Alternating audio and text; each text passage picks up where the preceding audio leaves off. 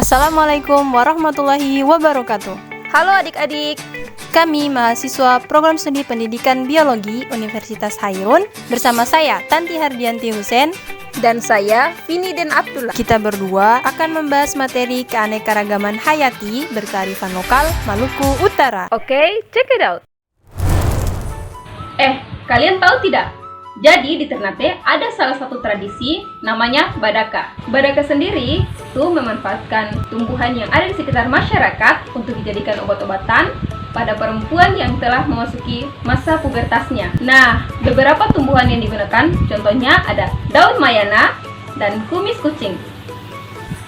Kira-kira dari kedua tumbuhan ini ada miripnya enggak ya? Mirip Kak, mirip.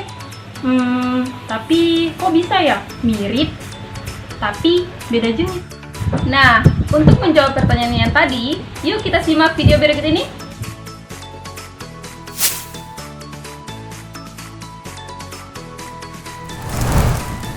Nah adik-adik, perbedaan yang timbul dari kedua jenis tanaman yang disebutkan Kak Vini tadi itu merupakan salah satu contoh dari keanekaragaman hayati loh. Simpel aja nih adik-adik, keanekaragaman hayati terdiri dari dua suku kata. Yang pertama, keanekaragaman, dan yang kedua, hayati. Keanekaragaman berarti variasi atau keberagaman, sedangkan hayati berarti makhluk hidup. Jadi kalau kita gabungin nih, keanekaragaman hayati itu merupakan variasi atau keberagaman yang terdapat dalam makhluk hidup. Perlu untuk adik-adik ketahui nih, keanekaragaman hayati sendiri terbagi menjadi 3 tingkat. Tingkat yang pertama, keanekaragaman gen. Tingkat yang kedua, keanekaragaman jenis. Tingkat yang ketiga, keanekaragaman ekosistem. Yang pertama, keanekaragaman tingkat gen. Keanekaragaman gen itu terjadi variasi gen pada antar individu yang sejenis. Gen sendiri adalah pembawa sifat atau ciri makhluk hidup yang diwariskan dari orang tua ke anaknya. Nah adik-adik, salah satu contoh dari keanekaragaman ini itu terdapat pada tumbuhan mangrove yang hidup di Pulau Morotai. Adik-adik bisa lihat nih keberagaman ciri fisik yang dimiliki oleh kedua jenis tumbuhan ini, yaitu warna buahnya, bentuk daunnya, dan bentuk akarnya. Kedua jenis tumbuhan ini masuk dalam genus yang sama, yaitu genus Phylocarpus, namun memiliki jenis yang berbeda. Yang kedua, keanekaragaman jenis. Keanekaragaman jenis merupakan keanekaragaman yang terjadi pada berbagai spesies atau jenis makhluk hidup. Nah, contoh dari keanekaragaman jenis ini dapat ditemukan di sekitar kalian loh. Ada yang tahu tidak?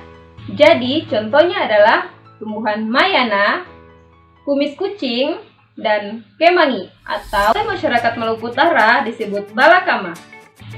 Ketiga tumbuhan ini termasuk dalam keanekaragaman jenis, karena meskipun ketiganya berbeda spesies, tapi termasuk dalam satu famili yang sama, yaitu Lamiaceae. Salah satu ciri dari famili ini adalah beraroma khas, yang tentunya dimiliki oleh ketiga tumbuhan ini.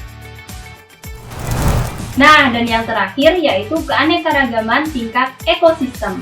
Di dalam ekosistem terjadi hubungan timbal balik antara komponen biotik yaitu makhluk hidup dengan komponen abiotik yaitu lingkungan.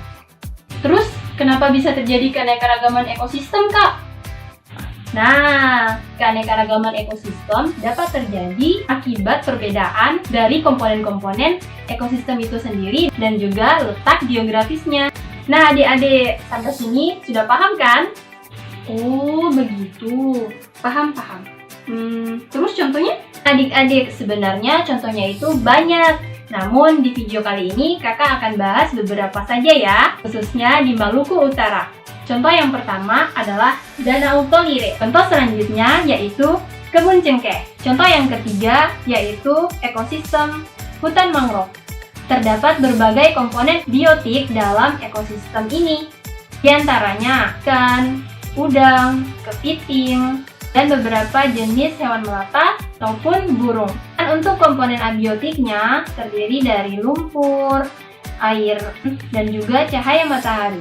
Nah adik-adik, setelah kita melihat 3 contoh ekosistem ini, dapat disimpulkan bahwa Peta geografis ataupun komponen penyusun dari ekosistem ini berbeda-beda, sehingga terjadilah keanekaragaman tingkat ekosistem, khususnya di wilayah Maluku Utara.